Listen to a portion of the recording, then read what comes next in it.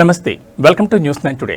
రాష్ట్రంలోని outsourcing contract ఉద్యోగులకు ప్రభుత్వం గుడ్ న్యూస్ చెప్పింది. ముఖ్యమంత్రి రేవంత్ రెడ్డి ఇచ్చిన హామీ మేరకు ఈ నెల మొదటి తేదీనే అవుట్సోర్సింగ్ కాంట్రాక్ట్ హనరేరియం ప్రాతిపదికన పనిచేస్తున్న సిబ్బంది జీతాలను ప్రభుత్వం విడుదల చేసింది. ప్రతి నెల జీతాల చెల్లింపులో జాప్యం లేకుండా చర్యలు తీసుకోవాలని సీఎం ఆదేశించగా అందుకు అనుగుణంగా ఆర్థిక శాఖ ముందస్తు మార్గదర్శకాలు జారీ చేసి బిల్లుల పరిశీలన, ఆడిట్, ఆథరైజేషన్ ప్రక్రియను వేగవంతం చేసింది. ఈ నెల బిల్లులు అందిన అన్ని విభాగాల ఉద్యోగుల ఖాతాలో జీతాలు జమ చేసినట్లు ఆర్థిక శాఖ అధికారులు ముఖ్యమంత్రికి నివేదించారు. బీఆర్ఎస్ నేతలు కేటీఆర్, హరీష్ రావుకు మంత్రి జూపల్లి కృష్ణారావు మరోసారి సవాల్ విసిరారు. బీఆర్ఎస్ 10 ఏళ్ల పాలనలో 7 లక్షల కోట్లకు పైగా అప్పు చేసిన విషయాన్ని తాను వాస్తవాలతో చెప్పానని పేర్కొన్న ఆయన తన వ్యాఖ్యలపై స్పందించిన హరీష్ రావు గన్ పార్క్ అమరవీరుల స్తూపం వద్దకు వస్తానన్న నేపథ్యంలో కేటీఆర్, హరీష్ రావు ఇద్దరు కలిసి గన్ పార్కు రావాలని ఆహ్వానించారు. తాను కూడా అక్కడికే వస్తానని, ప్రజల సమక్షంలోని అన్ని వాస్తవాలతో సమాధానమిస్తానని మంత్రి జూపల్లి స్పష్టం చేశారు. బావ ఒక చోట, బామర్ది మరో చోట మాట్లాడడం ఎందుకని ప్రశ్నించిన ఆయన ఇద్దరు కలిసి వస్తే ఒకేసారి సమాధానం చెప్తానని అన్నారు. నిన్న కేటీఆర్ మాట్లాడిన దానిపైన నేను మా ప్రభుత్వం బీఆర్ఎస్ ప్రభుత్వం 10 సంవత్సరాల్లో 3,50,000 కోట్లు అప్పు చేసినామని మాట్లాడిన దానిపైన నేను స్పందించి 3,50,000 కోట్లు కాదు 8 లక్షల కోట్లు మొత్తం కంటే పాత బకాయి చేస్తే సుమారుగా 7,30,000 కోట్లు అప్పు చేసి రుజువు చేస్తే, రుజువు చేయకపోతే నేను రాజీనామా చేస్తాను. నాకు ఇప్పుడే తెలిసింది హరీష్ రావు అమరవీరుల స్తూపం వస్తుంది, నేను కూడా అడిగే వస్తున్నా. 5 నిమిషాలు బాగా ఈ గాంధీ భవన్ కొద్దిగా 10 నిమిషాలు అంటే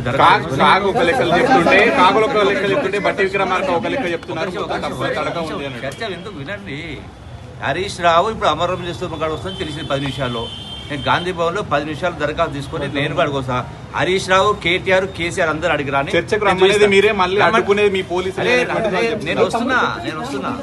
నేను వస్తున్నా కేసీఆర్ అని, కేటీఆర్ అని, హరీష్ రావు ముగ్గురు అని వాళ్ళ బామోదేరా బామోదేరా ఎందుకు ఆల్రెడీ హరీష్ రావు బయలుదేరిందంట అమరవీరుల స్తూపం కాడికి. ఆ కేటీఆర్ బామర్దిని కూడా అడిగి రమ్మని చెప్పండి, నేను అక్కడికి అరగంట ఉంటా.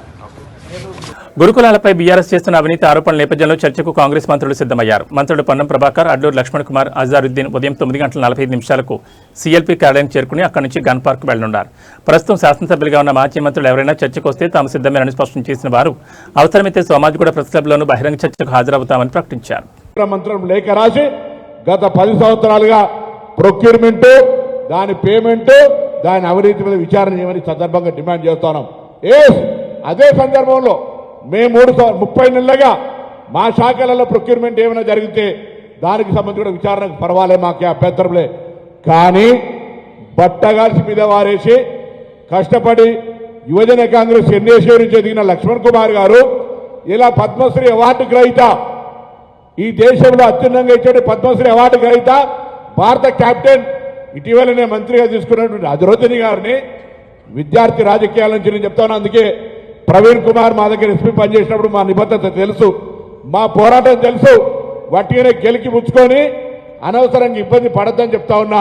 కేటీఆర్ గారు కూడా మా శాసనసభ్యుడు, మీకు కూడా తెలుసు సోదరా, అనవసరంగా ఎవడు ఏదో సమాచారం ఇస్తే గతంలో 10 ఏళ్ళు చేసిన కాంట్రాక్టరు ఆ నోటికాడి కూడు వేయిందని, అక్రమ సంపాదన వేయిందని తప్పుడు సమాచారం ఇచ్చేది వరకు మాట్లాడకండి. మీరు విచారణ తెచ్చుకోండి, లేదా బహిరంగంగా తాడు బొంగురం లేని మీ ప్రవీణ్ కుమార్ చెప్పండి. మేము ఏమైనా చేసినామో ఆ పేపర్లు బయట పెట్టమనండి. నా దగ్గర పేపర్లు మొత్తం రికార్డు తీసుకొచ్చినాం, కానీ ప్రెస్ ముందట్లో లేదా తాడు బొంగురం లేని వాళ్ళ ముంగడం చెప్పం. అయితే శాసనసభకు ప్రాతినిధ్యం వహిస్తున్న ఎమ్మెల్యేలుగా, మాజీ మంత్రులుగా ఒక చట్టసభల పట్ల గౌరవం ఉంటుంది, వాళ్ళ ముందర చర్చ చేయడానికి సిద్ధం. లేదా చట్టసభలో చర్చ చేస్తా ఉన్నాం, ఆ దానికి సిద్ధమైతే మేము సిద్ధం. మేము ఎక్కడా ఓడ పెడతా ఉన్నాడు ఏదో మేము తప్పించుకొని, అరే ఇది జంక్షన్, తెలంగాణ స్ఫూర్తికి జంక్షన్, ఇది మేము రెడీగా ఉన్నాం. మేము మా పార్టీ కార్యాలయంలో కూర్చొని రమ్మంటారు, లేదా కాంగ్రెస్ లెజిస్లేటర్ పార్టీ కార్యాలయంలో కూర్చోలే. This is a public place. మేము ప్రెస్ క్లబ్ కూడా రావడానికి సిద్ధంగా ఉన్నాం, కానీ ఎవరితో పడితే ఆయనతో చర్చకు సిద్ధం లేమో. ఎవరికి పడితే దానికి జవాబు చెప్పడానికి రాజ్యాంగం మీద ప్రమాణం చేయలే. నాకు తెలిసిన, నాకున్న సమాచారాన్ని ఎవరితో పడితే ఆయనతో షేర్ చేసుకోవద్దని ప్రమాణం చేసిన శాసనసభ్యులతోటి, మాజీ మంత్రులుగా ఉన్నటువంటి ప్రస్తుత శాసనసభ్యులతోటి శాసనసభలో కానీ ఎక్కడైనా చర్చ చేయడానికి సిద్ధం.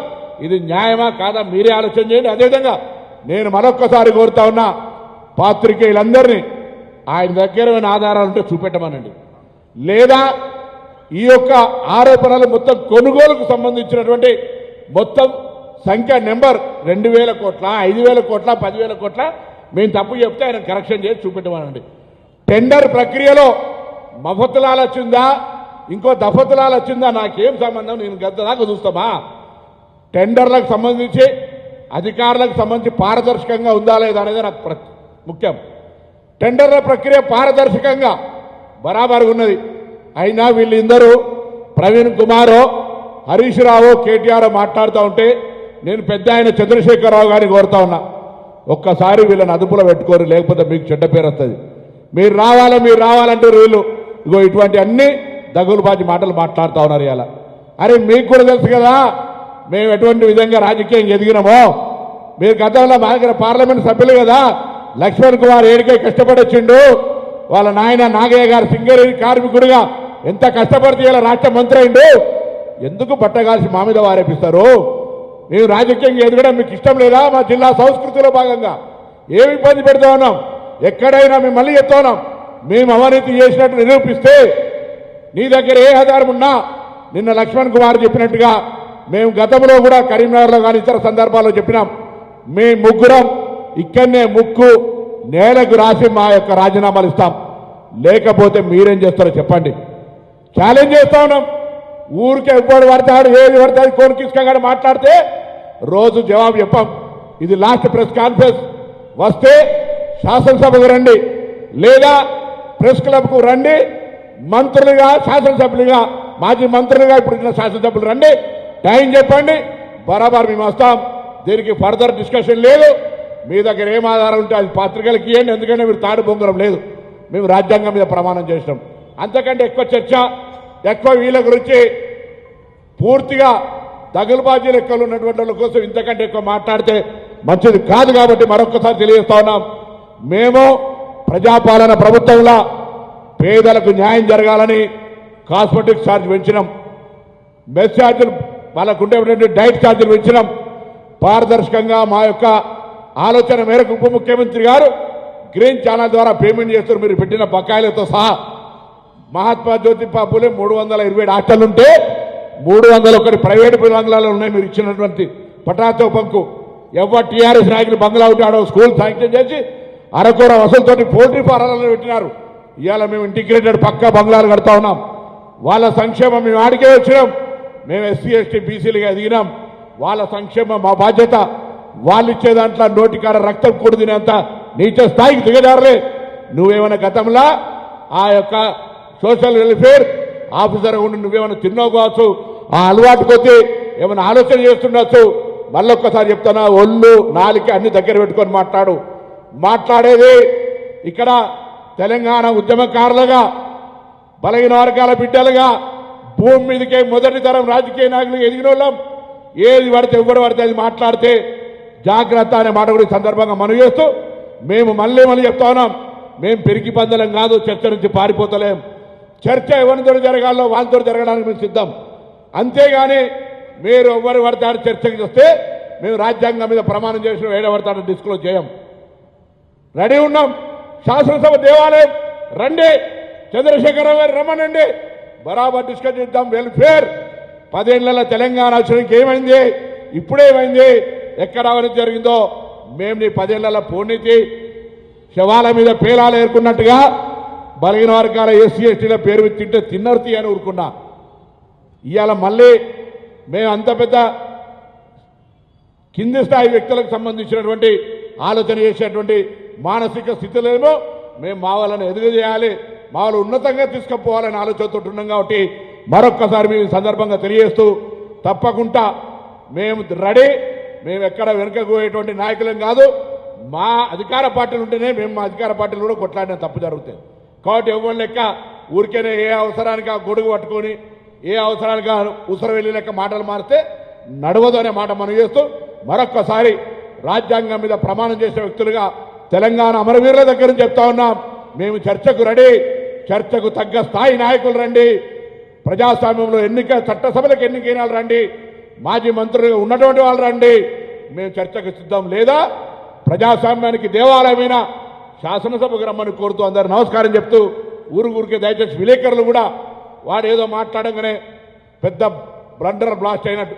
అరే ఆధారాలు ఇవ్వమనండి, నేను చెప్తున్నాను, నేను ఆధారాలు ఇస్తా, రమ్మనండి బాధ్యత కలిగిన వాళ్ళను, బాధ్యత గల అధికారంలో ఉన్నా బరాబర్ ఇస్తా. వాళ్ళు ఏది పడితే అది మాట్లాడితే, ఎవడు పడితే అది మాట్లాడితే మళ్ళీ చెప్తా ఉన్నా, ప్రవీణ్ కుమార్ గారు, you know my integrity, please mind your time, నీ నాలుక దగ్గర పెట్టుకోమని చెప్తా ఉన్నా ఈ సందర్భంగా. జై తెలంగాణ, తెలంగాణ మన వీరులకు. బోడుపల్లో తెలంగాణ రక్షణ సేన కార్యకర్తల మధ్య జరిగిన తోపులాట సందర్భంగా విధులు నిర్వహిస్తున్న ఓ మహిళా రిపోర్టర్తో పోలీసు అధికారి అనుచితంగా ప్రవర్తించారనే ఆరోపణలు వెలువడ్డాయి. తాను మీడియా ప్రతినిధి చెప్పిన మల్కాజ్గిరి సీఐ డి జలేందర్ రెడ్డి ఆమెను తోసివేశారని, విధుల నిర్వహణకు ఆటంకం కలిగించారని జర్నలిస్ట్ వర్గాలు ఆరోపిస్తున్నాయి. ఈ ఘటనపై తీవ్ర ఆందోళన వ్యక్తం చేస్తున్న మీడియా ప్రతినిధులు సంబంధిత పోలీసు అధికారిపై విచారణ జరిపి తగిన చర్యలు తీసుకోవాలని ప్రభుత్వాన్ని, పోలీసు ఉన్నతాధికారులను కోరుతున్నారు.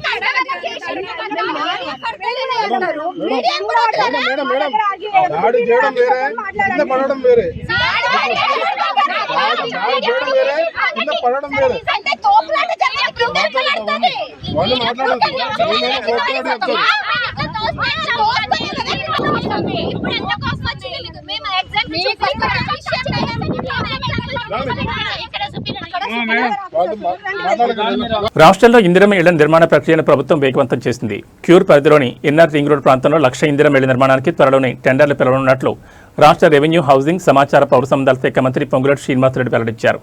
3 కార్పొరేషన్ల పరిధిలో స్థల సేకరణ తుది దశకు చేరుకుందని, మరో 2-3 రోజుల్లో అది పూర్తవుతుందని తెలిపారు. పైలట్ ప్రాజెక్టుగా 19 నియోజకవర్గాల్లో ఒకే చోట 500 నుంచి 1000 ఇళ్ల నిర్మాణం ప్రారంభించి దశల వారీగా ప్రతి పేద కుటుంబానికి సొంత ఇళ్లు అందించడమే ప్రభుత్వ లక్ష్యమని చెప్పారు. పట్టణాల్లోనూ పేదలకు వారి జీవనాధారాలకు దగ్గరలోనే ఇళ్లు నిర్మించి పట్టాలు అందిస్తామని, గుడిసె లేని తెలంగాణ సాధనే కాంగ్రెస్ ప్రభుత్వ ధ్యేయమని మంత్రి పొంగులేటి స్పష్టం చేశారు. మంత్రివర్యులు, మిత్రులు, హైదరాబాద్ ఇన్ఛార్జి మంత్రివర్యులు పెద్దన్న పొన్నం ప్రభాకర్ గారికి, సహచర మంత్రివర్యులు, మిత్రులు అజారుద్దీన్ గారు, మరొక సహచర మిత్రవర్యులు, మిత్రులు లక్ష్మణన్న, గౌరవ రాజ్యసభ పార్లమెంటు సభ్యులు తమ్ముడు అనిల్ గారు, మరొక శాసనసభ్యులు, సహచర శాసనసభ్యులు నవీన్ యాదవ్ గారు, మరొక శాసనసభ్యులు తమ్ముడు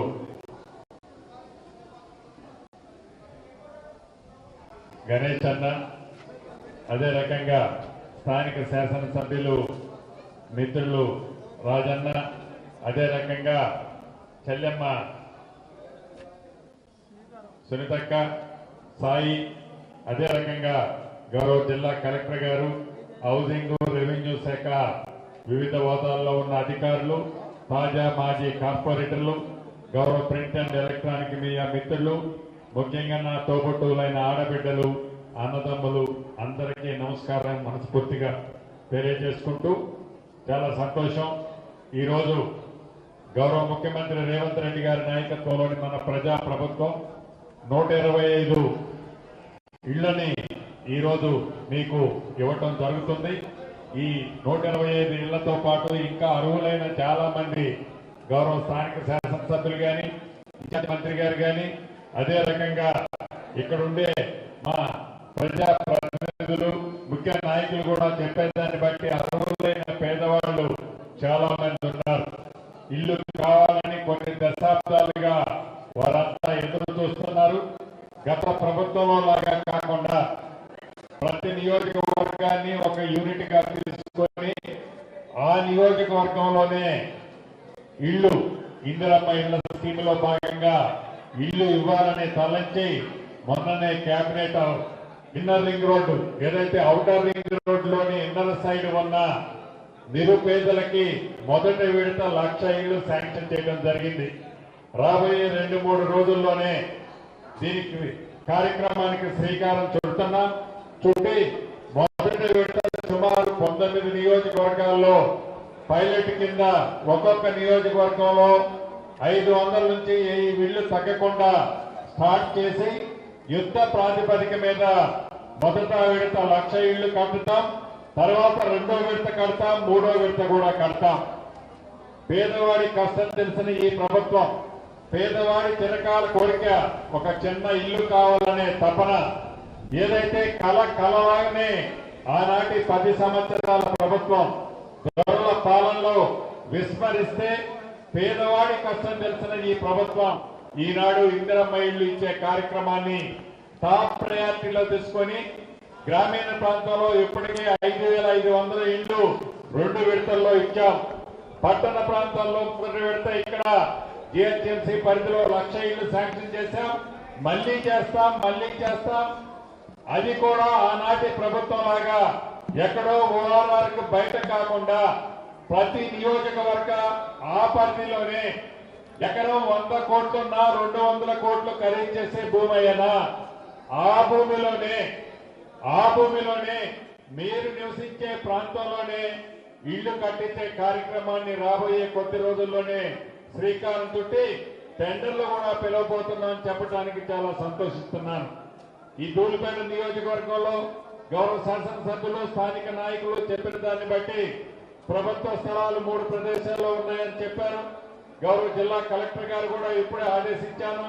రాబోయే కొద్ది రోజుల్లో ఆ స్థలాల్లో కూడా అక్కడ ఎవరైతే నిరుపేదలు నివసిస్తున్నారో వాళ్ళకి ఇల్లు ఇస్తూనే మిగిలిన ఆ పరిసర ప్రాంతాల్లో ఉండే నిరుపేదలకు ఇచ్చే విధంగా ఆ స్థలాన్ని కూడా సేకరించి అక్కడ కూడా ఇందిరమ్మ ఇల్లు హైరైజ్ బిల్డింగ్ కట్టబోతున్నామని చెప్పడానికి సంతోషిస్తున్నాను.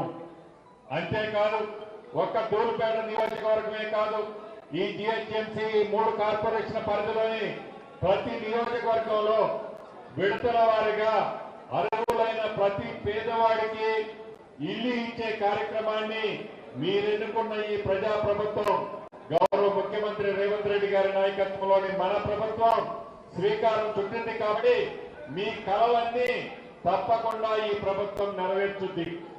గతంలో నేను చెప్పాను, ఆనాడు 10 సంవత్సరాలు పరిపాలించిన ప్రభుత్వాలకి ఆ శాఖలు నిర్వహించిన నాయకులకు చెప్పాను, మీరు 10 సంవత్సరాల్లో ఏమైతే ఇళ్లు కట్టారని జబ్బలు చర్చుకుంటున్నారో జబ్బలు చర్చుకొని మేము 2 BHKలు కట్టామని అసంపూర్తిగా వదిలేసిన వాటిని అన్నింటినీ మేమే పూర్తి చేసి ఈనాడు డిస్ట్రిబ్యూషన్ చేస్తున్నాం. అంతేకాదు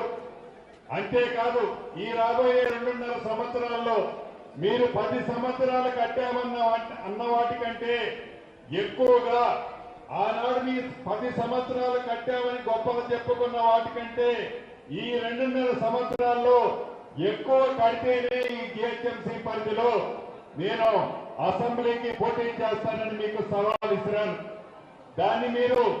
ఆ సవాలుని మీరు స్వీకరించలేక ఆ పేదవాడి కష్టాన్ని తెలియని మీరు, పేదవాడి కష్టం తెలిసిన ఈ ప్రభుత్వం ఆ పేదవాడికి ఇల్లు ఇస్తుంటే మీ కడుపు మంట, మీ ఒంట్లో ఉన్న విషయాన్నంతా ఈ పేదవాళ్ళ మీద ఈనాడు చెబుతున్నారు. మీకు ఆనాడు ఏమాత్రం ఆలోచన జ్ఞానం లేదు. పేదవాడికి ఇల్లు ఇవ్వాలనే జ్ఞానం మర్చిపోయారు. కాళేశ్వరం కడితే 1,00,000 కోట్ల కమిషన్ వస్తుందని కాళేశ్వరం కట్టడానికి నిధులైతే మీకు ఉన్నాయి, కానీ పేదవాడికి ఇల్లు ఇవ్వడానికి, పేదవాడి కళ నెరవేర్చడానికి, మీరు ఇల్లు కట్టడానికి నిధులు లేవని ఒట్టి చేతులు చూపించారు. ఈ ప్రజా ప్రభుత్వంలో పేదవాడే ఈ ప్రభుత్వం యొక్క ముఖ్య ఏజెండా. పేదవాడి కష్టాన్ని తెచ్చడమే ఈ ప్రభుత్వం యొక్క ముఖ్య ఏజెండా. దాన్ని దృష్టిలో పెట్టుకొని ముఖ్యమంత్రి గారు ఒక్క ధూళిపేట నియోజకవర్గంలోనే కాదు, ఈ జిహెచ్ఎంసీ పరిధిలోని 3 కార్పొరేషన్లో ప్రతి నియోజకవర్గంలో అర్హులైన ప్రతి ఒక్కరికి విడతల వారీగా ఇందిరమ్మ ప్రభుత్వాలు తప్పకుండా ఇల్లు ఇచ్చి తీరుతాం. ఎక్కడో 30 కిలోమీటర్ల దూరంలో కాదు, మీ నియోజకవర్గ పరిధిలోనే మీకు ఇల్లు ఇస్తామని కూడా మరొక్కసారి తెలుపుతూ ఈ రోజు పట్టాలు ఎవరైతే పొందుతున్నారో, పట్టాలు ఎవరైతే సేకరిస్తున్నారో వారందరికీ రాష్ట్ర ప్రభుత్వ పక్షాన శుభాకాంక్షలు, అభినందనలు తెలుపుతూ రాని ఆడబిడ్డలకు కూడా ఎవరు నిరుత్సాహపడాల్సిన అవసరం లేదు. మీకు ఇల్లు ఇచ్చే బాధ్యత మీరెన్నుకున్న ఈ ఇందిరమ్మ ప్రభుత్వాన్ని మాదినని తెలుపుతూ మీ అందరి దగ్గర సెలవు తీసుకుంటున్నాను. బీఆర్ఎస్ గుండాగిరికి కాంగ్రెస్ ప్రభుత్వం భయపడదని రాష్ట్ర రెవెన్యూ, హౌసింగ్, సమాచార, పౌర సంబంధాల శాఖ మంత్రి పొంగులేటి శ్రీనివాసరెడ్డి స్పష్టం చేశారు. బీఆర్ఎస్ నేతల అవినీతి ఆరోపణలతో ప్రభుత్వాన్ని విమర్శించడం హాస్యాస్పదమని వ్యాఖ్యానించిన ఆయన 10 ఏళ్ల పాలనలో జరిగిన అంశాలను అసెంబ్లీ సాక్షిగా ప్రభుత్వం బయటపెట్టిందన్నారు. చర్చకు కాంగ్రెస్ మంత్రులు సిద్ధంగా వచ్చినప్పటికీ బీఆర్ఎస్ నేతలే రాలేదని ఆరోపించారు. ఇదే తీరు కొనసాగితే భవిష్యత్తులో ప్రతిపక్ష హోదా కూడా కోల్పోయే పరిస్థితి వస్తుందని హెచ్చరించిన మంత్రి అసెంబ్లీలోనూ అన్ని అంశాలపై వాస్తవాలతో సమాధానం ఇవ్వడానికి ప్రభుత్వం సిద్ధంగా ఉందని తెలిపారు. అధికారంలోకి వస్తామనో పగటకలకంటూ ఈ ప్రభుత్వంలో పనిచేస్తున్న పెద్దల మీద, సహచర మంత్రుల మీద గుడ్డ కాల్చి మేదేస్తూ వారంటించుకున్న బురదంతా ఆ బురదని ఈ ప్రభుత్వానికి రాయాలని తాపత్రయపడుతున్న ఆ మాజీలకి మరొక్కసారి చెప్తున్నాను. టెండర్ల విషయంలో టెండర్ల కంటే వాల్యూ కంటే 3 రెట్లు దోపిడీ జరిగిందనో, దోపిడీ జరగబోతుందనో రోగుల ప్రచారాన్ని ఇప్పటికైనా మానండి. కనీసం మొన్న ఎన్నికల్లో ప్రతిపక్ష హోదా అయినా ఇచ్చారు. మీరు ఇదే ప్రవర్తనతో ముందుకు నడిస్తే ఈ ప్రతిపక్ష హోదా కూడా రాదనేది మీరు గ్రహించాలని, మీ గుండాయిజం, మీ గుండాగిరిని చూసి భయపడ్డామని మనం అనుకుంటున్నారేమో. ఇది ప్రజాబలం ఉన్న ప్రజా ప్రభుత్వం. ఈ గుండాగిరికో, ఈ దౌర్జన్యం మీరు ఏదో చేస్తారనో భయపడి వెళ్ళేది ఉండదు. కూకట్పల్లి నియోజకవర్గంలోని అల్లాపూర్ డివిజన్లో నల్లపోచమ్మ ఆలయంలో జరుగుతున్న విగ్రహ ప్రతిష్ఠ మహోత్సవాల్లో టీపీసీసీ అధ్యక్షుడు ఎమ్మెల్సీ మహేష్ కుమార్ గౌడ్ పాల్గొన్నారు. ఈ సందర్భంగా అమ్మవారికి ప్రత్యేక పూజలు నిర్వహించి ఆశీర్వాదాలు పొందిన ఆయన రాష్ట్ర ప్రజలు సుఖ సంతోషాలు, ఆయురారోగ్యాలతో ఉండాలని ప్రార్థించారు. ఆలయ నిర్వాహకులు, స్థానిక ప్రజాప్రతినిధులు, భక్తులు మహేష్ కుమార్ గౌడ్ కు ఘనంగా స్వాగతం పలికారు. మాజీ మంత్రి బీఆర్ఎస్ నేత హరీష్ రావుపై ఓయూజేఏసీ చైర్మన్ కొత్తపల్లి తిరుపతి తీవ్రస్థాయిలో విమర్శలు గుప్పించారు. గురుకులాల్లో 2000 కోట్ల అవినీతి జరిగిందంటూ హరీష్ రావు చేసిన ఆరోపణలను ఖండిస్తూ ఉస్మానియా యూనివర్సిటీలో నిరసన చేపట్టిన ఓయూజేఏసీ నాయకులు కాంగ్రెస్ ప్రభుత్వంపై నిరాధార ఆరోపణలు మానుకోవాలని డిమాండ్ చేశారు. గురుకులాల అంశంపై బహిరంగ చర్చకు రావాలని సవాల్ విసిరించిన వారు హరీష్ రావు, కేటీఆర్ చర్చకు రాకపోవడాన్ని ఎద్దేవా చేశారు. ఈ సందర్భంగా హరీష్ రావుపై తీవ్ర హెచ్చరికలు చేశారు.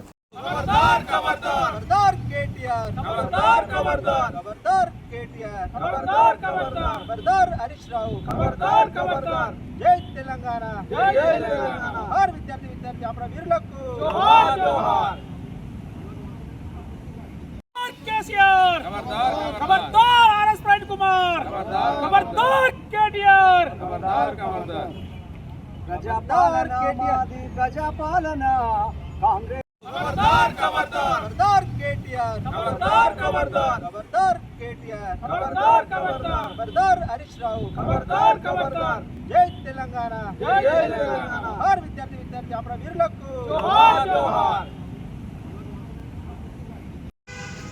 హరీష్ రావు మన కాంగ్రెస్ ప్రభుత్వం పరిపాలన పైన, సోషల్ వెల్ఫేర్ పైన, గురుకులాల పైన 2000 కుంభకోణం జరిగిందని మాట్లాడము ఇది సరైనది కాదు. ముఖ్యంగా ఓయూజేఎస్గా మేము ఈరోజు మన గన్ పార్క్ దగ్గరికి పోవడం జరిగింది. దానికి సంబంధిత మినిస్టర్లు అడ్డూరి లక్ష్మణ్, తర్వాత పొన్నం ప్రభాకర్ గారు అక్కడికి రావడం జరిగింది. ఈరోజు చర్చకు మీరు రావాలి, హరీష్ రావు రావాలని ఇప్పటి వరకు పొద్దున 9 గంటల నుంచి దాదాపుగా 12 గంటల వరకు అక్కడ వెయిట్ చేసిన ఇప్పటి వరకు హరీష్ రావు రాలే, కేటీఆర్ రాలే, ఆర్ఎస్ ప్రవీణ్ సార్ కూడా రాలేదు. వీళ్ళు తప్పుడు ఆరోపణలు చేయడము, బురద వెళ్ళడము.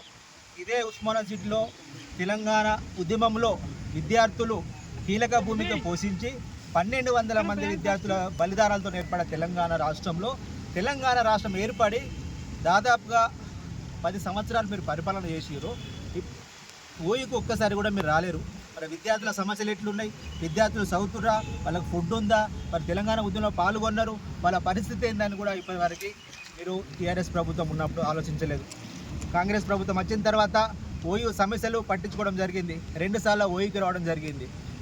అంతేకాకుండా తెలంగాణ ఉద్యమంలో మేము పాల్గొని చాలామంది పోటీ పరీక్షల్లో చదువుకొని ఉద్యోగాలు చేస్తామని కొందరు విద్యార్థులు అందరూ చదువుతున్న క్రమంలో టీఎస్పీఎస్సీ పేపర్ గ్రూప్ 1, గ్రూప్ 2 అన్ని పేపర్ లీకేజ్ చేయడం జరిగింది. మీ టీఆర్ఎస్ హయాంలో మొత్తం కుంభకోణమే జరిగింది. కానీ ప్రజలకు ఎవరికి మీకు సంబంధించిన టీఆర్ఎస్ నాయకులు ఆర్ బీఆర్ఎస్ నాయకులకి లబ్ధి జరిగింది, కానీ సామాన్య ప్రజలకు ఎవరకు లాభం జరగలేదు. ఈ సందర్భంగా తెలియజేస్తున్నాను. ఏదైతే 2,000 కోట్ల కుంభకోణం గురుకులో జరిగిందన్నది ఇది అవాస్తవము. దానికి సంబంధించి దాదాపుగా 1100 చేంజ్తోనే మొత్తం టెండర్ మొత్తం ఉంది. కానీ 2,000 జరగడం ఇది అవాస్తవము. ప్రజలు గమనిస్తారు. ఆల్రెడీ బుద్ధి చెప్పారు. ఆల్రెడీ మీ సొంత మరదలే టీఆర్ఎస్ పార్టీలో ఉండే ఆమెనే పెద్ద దొంగ అని హరీష్ రావును చాలా చెప్పడం జరిగింది. పెద్ద దొంగ, ఆమె జాగ్రత్తగా ఉండాలి కేటీఆర్ను అన్నది, హరీష్ రావును అన్నది. ఆమె సపరేట్ పార్టీ పెట్టడం కూడా జరిగింది. హరీష్ రావును నమ్మేటట్టు కూడా ఎవరు లేదు. హరీష్ రావు కూడా దీని గురించి కూడా మాట్లాడకపోతే బాగుంటుంది. రానున్న రోజుల్లో ఓయూ జేఏసీగా, ఓయూ విద్యార్థులుగా ప్రజలు కంపల్సరీ బుద్ధి చెప్తారు. నోరు జాగ్రత్త పెట్టుకోవాలి. హరీష్ రావు మరియు ఆర్ఎస్ ప్రవీణ్ సార్ లేని పక్షంలో పెద్ద ఎత్తున ఉద్యమం ఉంటుంది, భౌతిక దాడులు ఉంటాయి. నాలుగు దగ్గర పెట్టుకుని మాట్లాడాలని తెలియజేస్తున్నాను. జై తెలంగాణ, జోహార్ విధాత అమరవీరులకు. ఇవి బులెటిన్ విశేషాలు. చూస్తూనే ఉండండి న్యూస్ 9 టుడే.